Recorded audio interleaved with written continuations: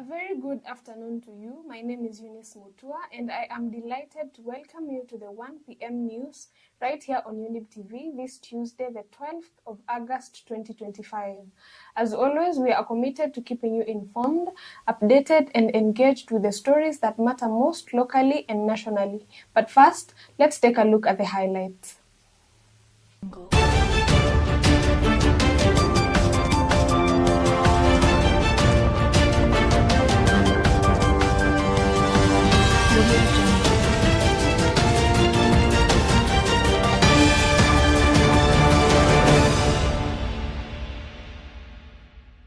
We've seen bones, we've seen ribs, we've seen head shells that were recovered there. And I think the police have confirmed this. But this is a shame. This is a shame from our Ministry of Interior that we wait until a disaster occurs. That's when we start being reactive instead of being or have been proactive.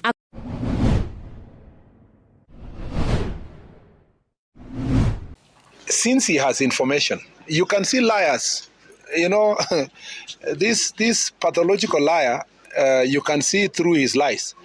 1 minute he is saying that he has information that is relevant to dealing with Al-Shabaab and people who are doing business and collaborating with the enemy.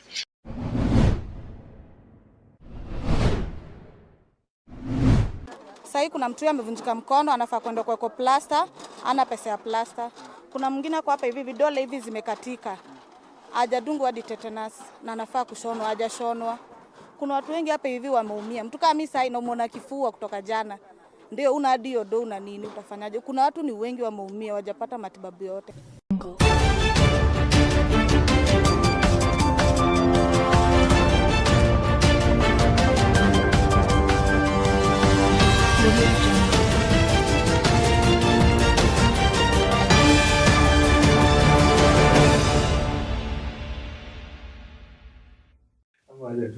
President Ruto has reiterated that California is an essential collaborator in shared prosperity, sustainability, and innovation. He said that there are strong national and subnational ties between the United States and Kenya, given California's leadership in climate and technological innovation, Kenya's Silicon Savannah, and the vibrant, young, and highly skilled workforce that present unparalleled opportunities for partnership. I hope I'm good.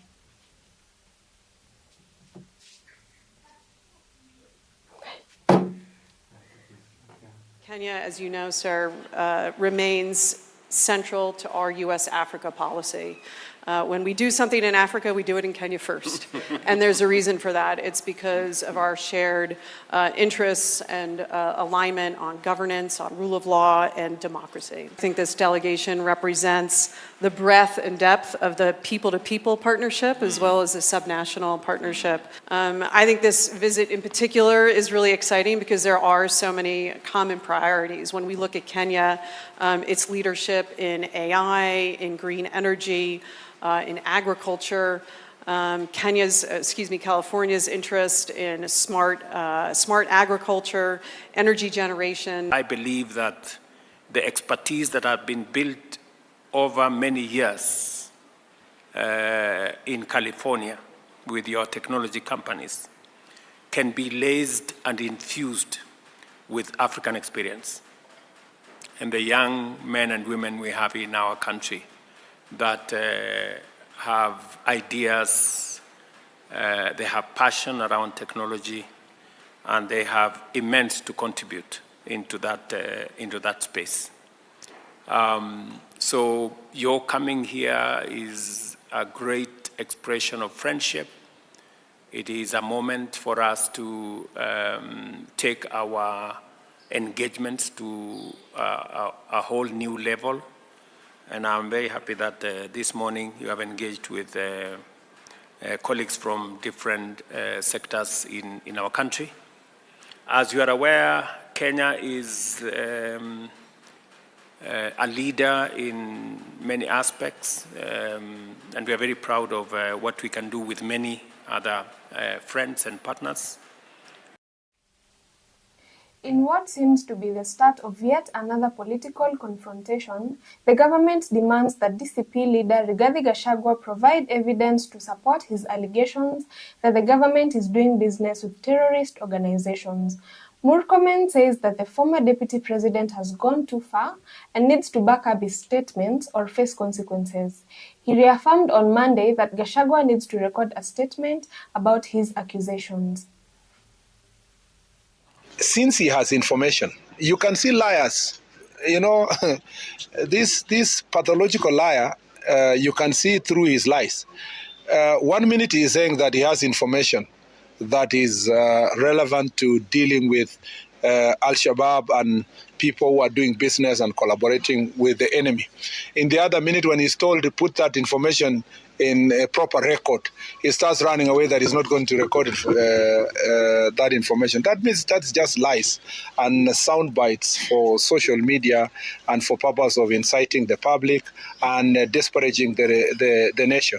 If he is a man enough and he is a person of integrity, he should put his allegations in writing, you know, together with the evidence that he has, the people who are in the meeting that he is alleging that the meeting, the businesses that those people bring, the collaborators.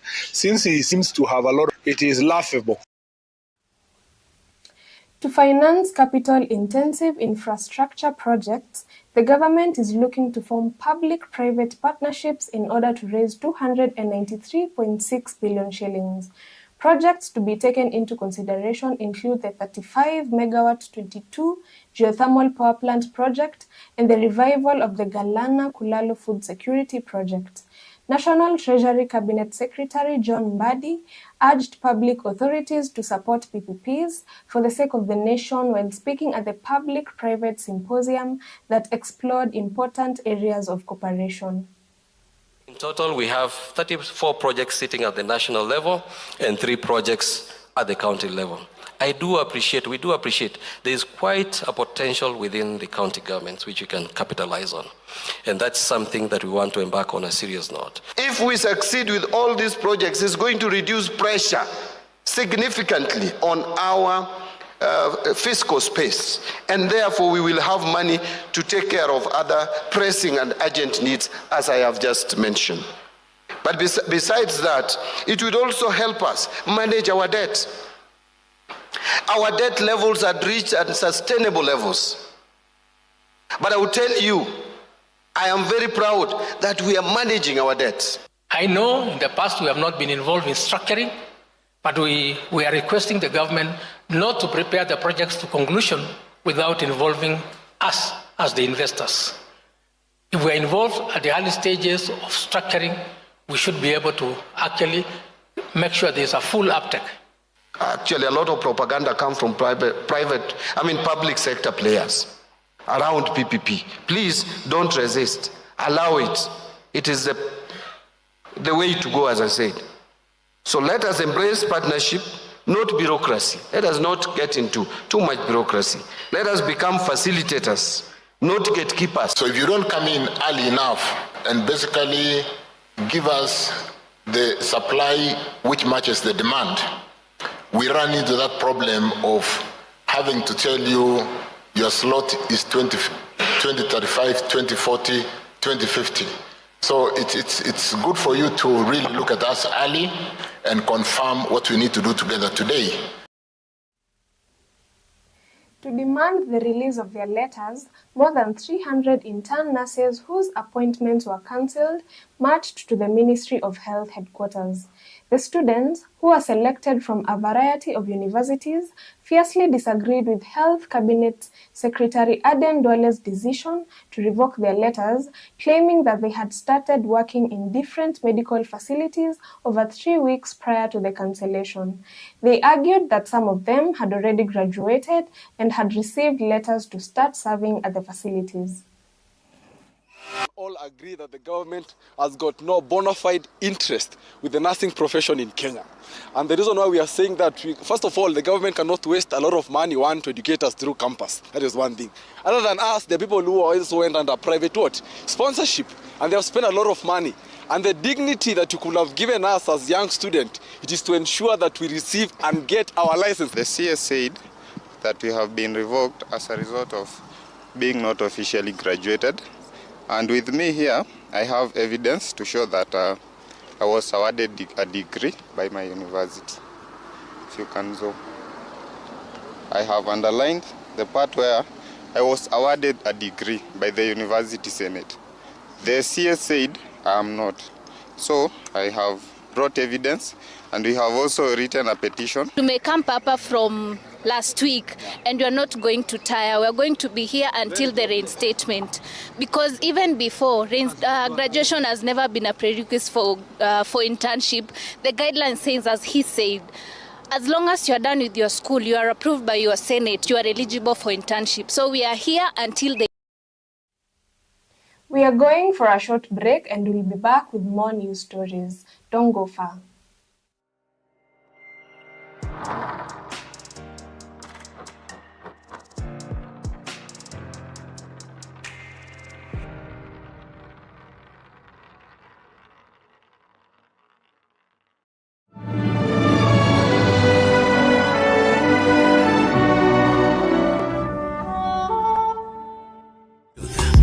Ever the best.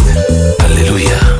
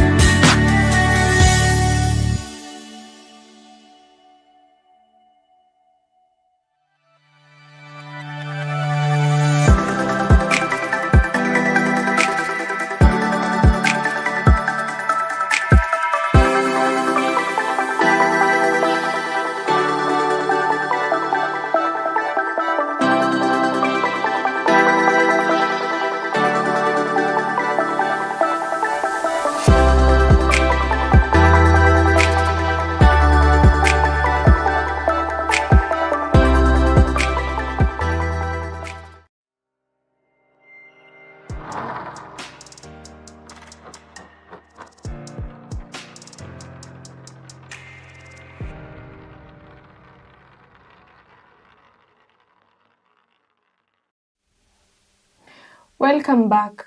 Kilifi County Police are looking into other killings linked to a suspected cult in the Kwabinzaro neighborhood, which is part of the expansive Chakama Ranch. Fears of additional deaths connected to cult practices have been heightened by the recent finding of 3 shallow graves containing fresh human bones and skulls.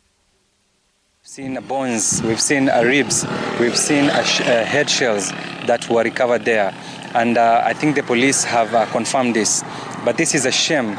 This is a shame from our Ministry of Interior that we wait until a disaster occurs. That's when we start being reactive instead of being or have been proactive. Are digging the Kwabinzaro area, Shakahola 2. Hyenas are eating dead bodies. The exhumation process that was supposed to be done by the government, it is unfortunately that is being done by wild animal. This is the total disrespect of a human being. Tangu lini mili ya wapenda wetu ikaanza kufukuliwa na fisi? Chenye tunauliza ni serikali mko wapi? Tunataka usaidizi, mkuje tufukue ile mili. Locals in Huruma are counting losses after fire razed down their houses on Sunday night. The Kenya Red Cross National Branch confirmed the incident, stating that the fire started at around 9 p.m. at John Saga, which is next to Jumia Hospital. To put out the fire, response personnel was sent to the scene, including Kenya Red Cross fire engines. According to reports, a nearby gas cylinder exploded, starting the fire, although no one was hurt. Jana usiku tulipatwa na mkasa wa moto ambayo imechoma karibu kijiji yote. Hii kijiji yetu inaitwa kijiji ya Grogon. Na hii moto ilianza tulikuwa kwa manyumba. Tukasikia kama mlipuko wa bomb. Na wakati tulitoka nje, kona moja huko ndio tuliona moto imetoka. So kuanzia hapo moto ikaenea. Kabla mazima moto ikuje, hii moto ilikuwa imeshachoma kijiji karibu yote. Yeye amevunjika mkono, anafaa kwenda kwa plaster, ana pesa ya plaster. Kuna mwingine kwa hapa hivi vidole hivi zimekatika. Hajadungwa hadi tetanus na anafaa kushonwa, hajashonwa. Kuna watu wengi hapa hivi wameumia. Mtu kama mimi sasa inamuona kifua kutoka jana. ndio una hadi odo una nini, utafanyaje? Kuna watu ni wengi wameumia, wajapata akuje aone vile watu wanakaa nje. Sasa watu wanaelekea kulala nje. Si wote, hakuna kitu mtu aliokota. Hatujaona hata mtu akileta hata mattress. Hao watoto watalala wapi kusema kweli?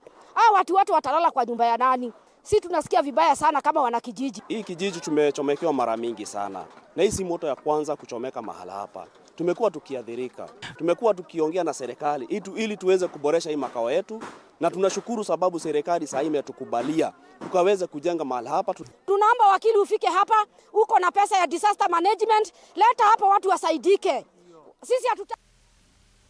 President William Ruto has promised to increase the award to 2.5 million shillings per player if the Harambee Stars defeat Zambia in the upcoming game.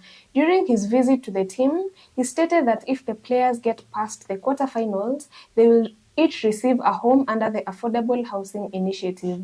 In addition, the president thanked the Kenyan supporters in the 3 games that have been played so far. Ruto, President of the Republic of Kenya. Bwana Yesu asifiwe. Sasa Sunday, nataka sasa tukue na deal mpya. Hii ya Sunday. Sasa Sunday, si tunashinda?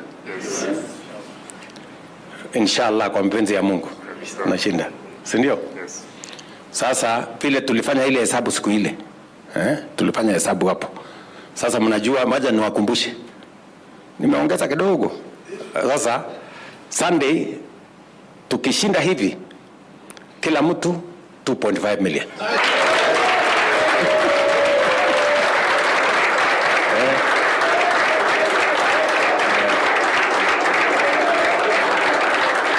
Sindio? Tukishinda. Tumekubaliana? Yes. Ni sawa hapo? Yes. 2.5 kila mtu. Mpaka na watu wa bench hawa sitaki kusumbuana na haya. Si tukishinda tumequalify? Yes. Si ndio? Yes. Sasa hapo kwa quarters. Hapo kwa quarters. Tukishinda quarters, si ndio? Yes. Sasa juu ya 1 million, juu ya 1 million nitaongeza ile mumeomba. Si mmesema mnataka affordable house? Yes. And that brings us to the end of our 1 p.m. news bulletin here on Younib TV. I am grateful that you made us part of your afternoon, and I hope we have kept you well informed on the key stories of the day. Join us again for our next bulletin at 9 p.m. Until then, from myself, Eunice Mutua, and the entire Younib TV news team, thank you for watching, take good care of yourselves, and have a good afternoon ahead.